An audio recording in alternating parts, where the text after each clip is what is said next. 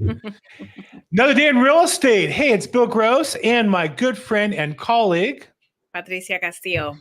Home Buyer Seminar, home buying webinar. We do every Wednesday, about 5 o'clock, 4 o'clock, 5. Today is a 5 o'clock day because we've been busy, huh, honey? That's right. I just closed an escrow today. I opened 2 yesterday. Woo! So yes, definitely. Today was a full day of inspections, a roof inspection, pool inspection, general home inspection, and an appraisal all in the same day because we have a very short contingency period. Hold it. You have your Claremont deal in escrow?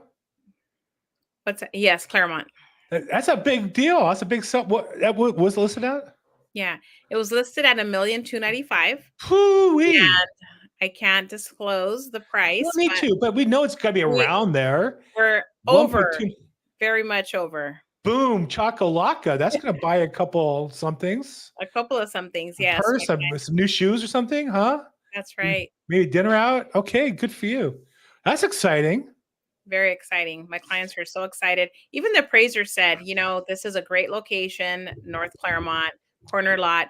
But he said in this area, even though it's a more affluent area of Claremont, he said, we don't see listings at this, caliber in terms of the remodel that the sellers did. And they did a great job, high quality work. So the appraiser was even taken back when he walked into the house. He was like, whoa, this is Wow. a complete transformation.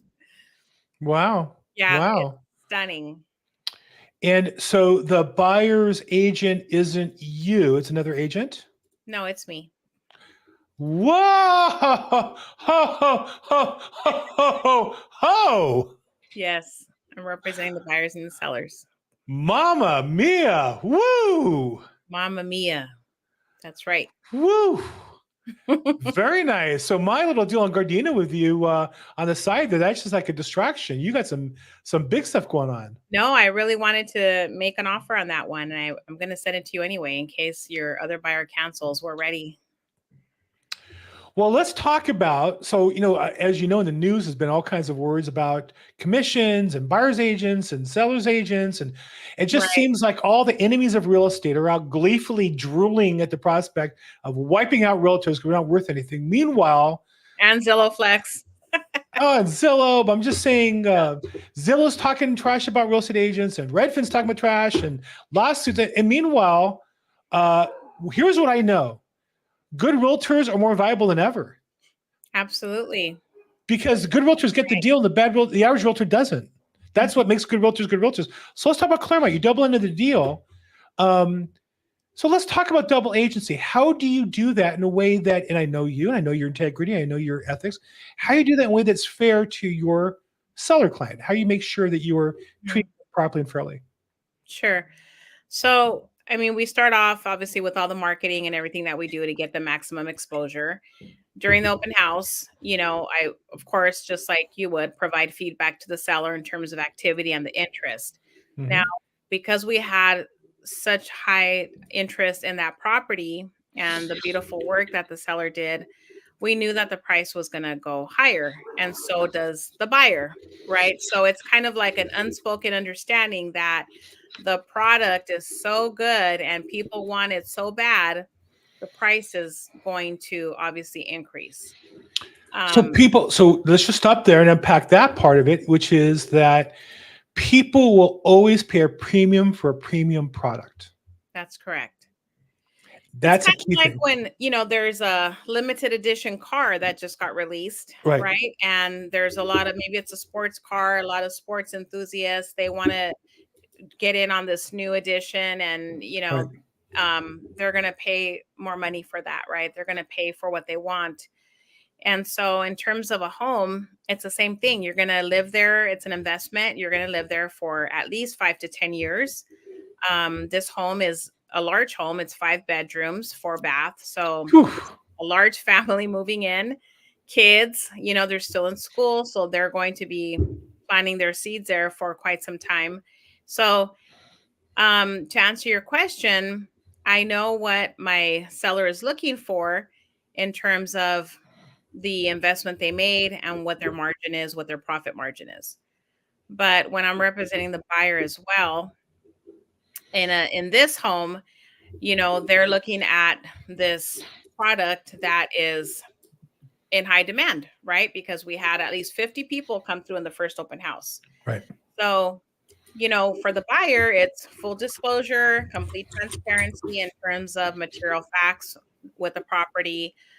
They are already familiar with Claremont, so that helps a lot too. When you have a buyer that's coming in from a different county, you have to go over so much more information because they just don't know the area, right? So you got to point out the parks, the schools, even some metro, lines and things like that to familiarize them.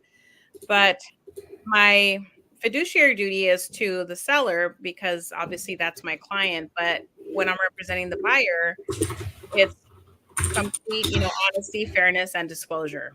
So they are in agreement to pay a premium for the for the property, and because we had such high activity, they prefer to work with a listing agent because they know that we're really going to work as a team.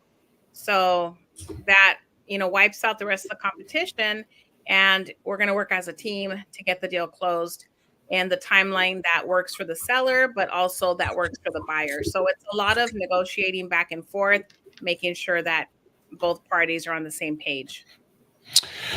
So, and I think that one of the things, I have a similar discussion on another listing we're talking about just a second. Excited we have some good stuff to talk about today. Not that we don't the other days, right? Well, I think in particular, some really kind of interesting stuff, I think, in particular today. And so what I would say is that it's interesting that real estate agents will say to me, because they didn't get it, for whatever reason they have, that's not fair.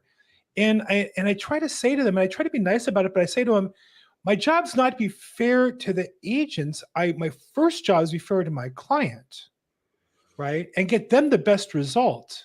Mm-hmm. And so you have a case here where one of the advantages that I don't think people appreciate is that in this case, you don't have to worry about the other agent being a flake or lying to you or disappearing or hiding material information.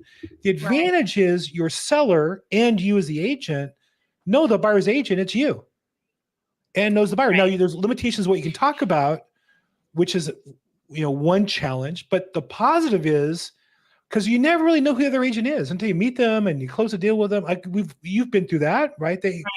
People flake out. What happened? Well, all along we were lying to you. Yeah. It happens. There's a certain anonymity in our business. I think more so in LA than in where you are, which is maybe a little more suburban, or Claremont in particular.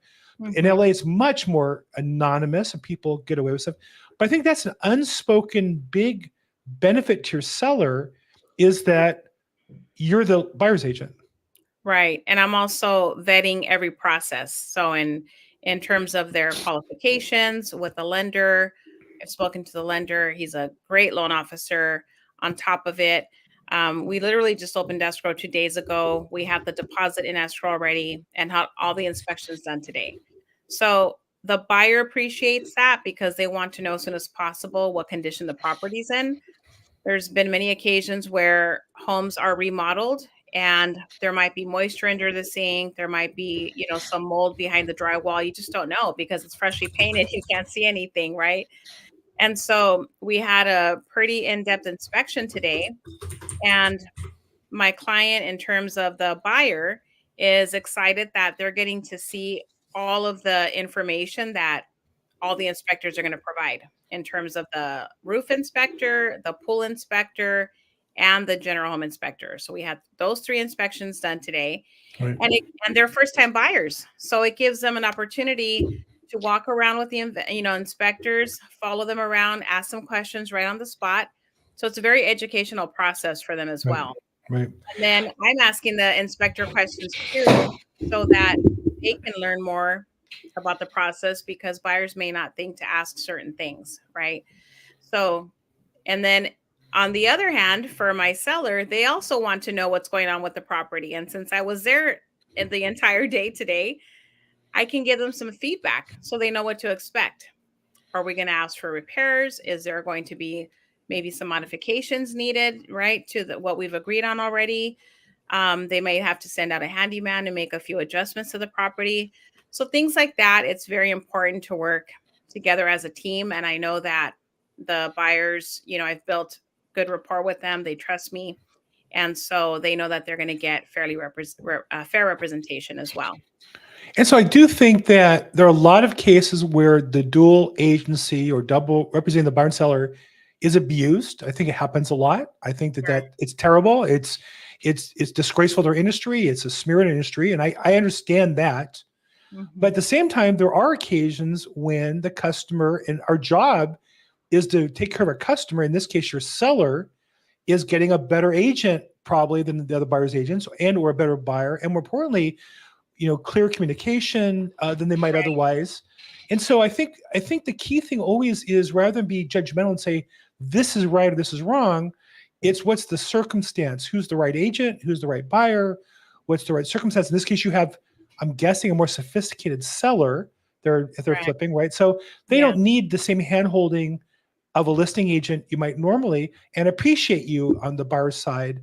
Whereas what I call a more retail seller really needs your advocacy more. And so that might be uncomfortable in that same situation, right? So each situation is different, and, congratulations on doing it. And I know your seller is getting great result. And I know that your buyer is getting an opportunity they might not otherwise get as a result of being able to work with you.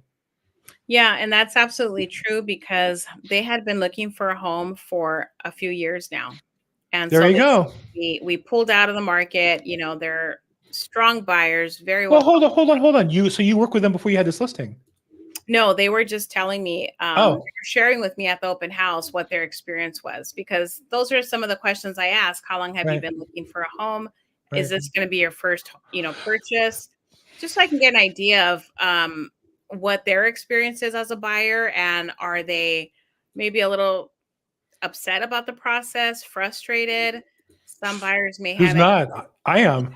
Some buyers may be experiencing anxiety because it could become that, when you're looking for a home for a long time. And they had shared with me that they had submitted over 10 offers throughout, the past whatever X amount of years. And they said, we just can't get our offer accepted for whatever reason. It's just not happening for us.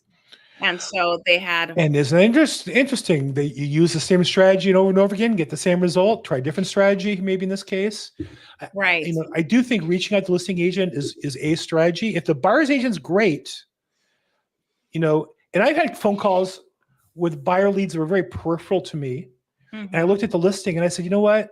On this one, go to the listing agent, because I'm not going to get it for you. I'm not going to waste my time. I'm not going to waste your time. And let's not miss this opportunity. And so this is a case where my guess is in the past, they probably had some agent they've worked with a couple of times, and that agent's feeling left out here tonight. But the reality is you got the job done because of who you are and as a listing agent as well. That's the opportunity that those buyers took advantage of. Right. And, it's full disclosure. I mean, when we have the offers coming in and I explain to my seller, I'm writing an offer as well. Right. And I'm representing the buyer, and, these are what their terms are. Ultimately, they're going to make the decision, because the seller is very sophisticated and experienced in flipping. And so they know exactly what they're looking for, not just the price, but what the terms as well. So I send them all of the information, the counter offers, the offers themselves, and then they tell me which one they're going to go with. So it's, it could get hairy. That's happened to me in the past where, sellers expecting one thing, buyers expecting another, and you're going back and forth, and it's kind of like you're on a hamster wheel. You're just going from like a ping pong back and forth, trying to get the negotiations and and a meeting of the minds going. So on a different note, you and I are working together on a listing in Gardena, mm-hmm. where it's a trust, where there's an administrator who's out of the area.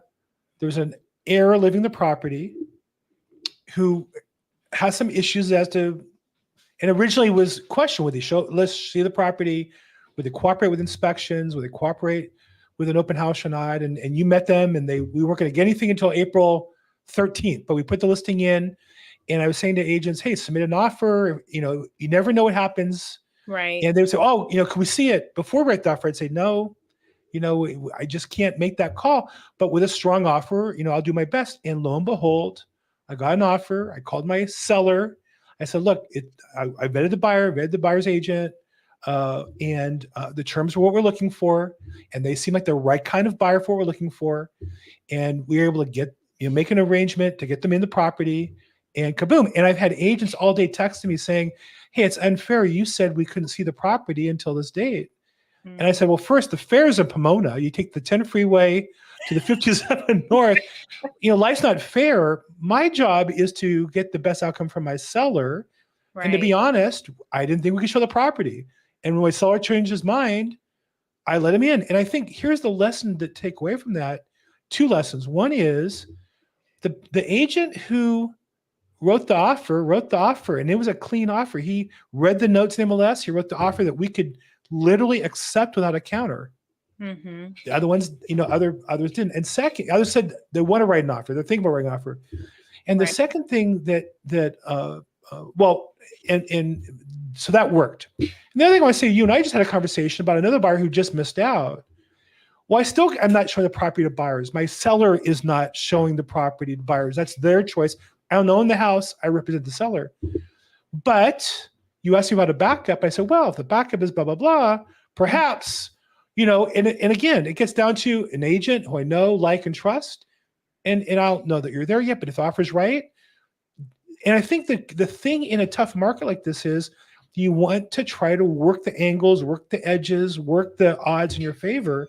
You can't just say, oh, we submit 10 offers and never accepted. There's probably a reason why. Right. Yeah. I mean, you have to, as a listing agent, you have to make sure that the offer is going to suit your seller, what their needs are. And you may have to go back and you might have to send a counter offer. But when you don't have to send a counter offer because the selling agent has already called you, taken the time to call you, have the conversation, read everything in the MLS, because we take time to type it all. It's amazing how many don't read it. It's amazing to me. A lot of agents don't read. And so just by them notating all of that, that tells us as listing agents that they have already started to do their job with being proactive, being detailed, and taking that initiative to really look for the information, because they want their buyer to win. They want to get into escrow, right? So it really helps when you have an agent that is detail oriented like that. When I get a phone call from an agent, I have to talk to you. It's like, I know it's not going to work. It's way too competitive business to operate like a 1970s where you have to talk to the listing agent. Now, I get if you haven't met me, you want to be comfortable, but if it's just asking questions, I try to anticipate all the questions in the MLS. That's why we have agent remarks. And I don't know the customers understand that, yes, you can see almost every property that's listed in the multiple listing service. Mm-hmm. And yes, you get to see a lot of the features of the property and all the photos of the property for the most part.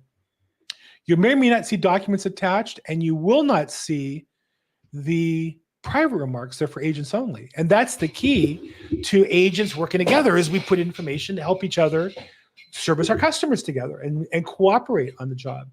That's the part I think that, I'm not sure how things this last week shake out. I recorded a video that we're posting, I think, tomorrow on my response to this change. But I think that if it ends up destroying the cooperation between listing agents and buyer's agents, I think the people who really will lose out will be the customers. I think the sellers won't get as good service and the buyers won't, because when we work together, in your case, your left hand, your right hand working together. And in my case, working with this buyer's agent, it makes a big difference. It really does. And what we're going to start seeing. Angela put in the comments, and I'm just watching on YouTube, RDR realtors don't read. Angela, you're so right. And then she has the laughing emojis. Angela, you're so right. They need to read. I text all the time. Did you read the MLS remarks? And if I ever get them on the phone, sometimes I'll pick up the phone and I'll say, well, did you read the MLS remarks? And they go, yeah. And I can hear them logging on the computer in the background. You hear this? I saw something. So, and again, we're all busy, but I think that you only get one chance to make a first impression, and you don't want to start. That's why I train agents and buyer's agents. When you submit your offer, enclose a copy of the MLS detail report. Number one, it has the commission rate on there. That's going to go away. But two, it shows the agent that you've at least read it. At least you printed it out and attached it, right? So to me, I think that's an important step. Yeah, absolutely. You have to be quick, read everything, and make sure that the contract is filled out correctly. I've received contracts that are missing information, and No. and I understand you're moving fast, but at the same time, this is a legal binding contract. It has to be filled out correctly.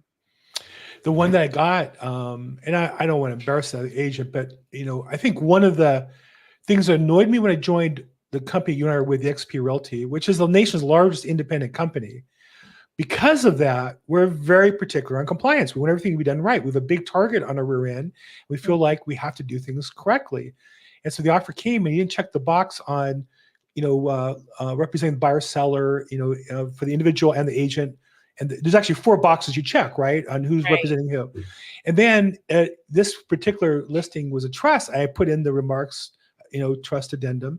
And it's not a big deal. That's not included. It's more disclosing. We've disclosed as the seller to the buyer, but it's best practice in the offer to attach it so it shows you're paying attention, and he didn't. And so normally I would counter with those things. And I was talking to my transaction coordinator. We said, be honest, we can make the contract without it. We all know, we can addend all that later.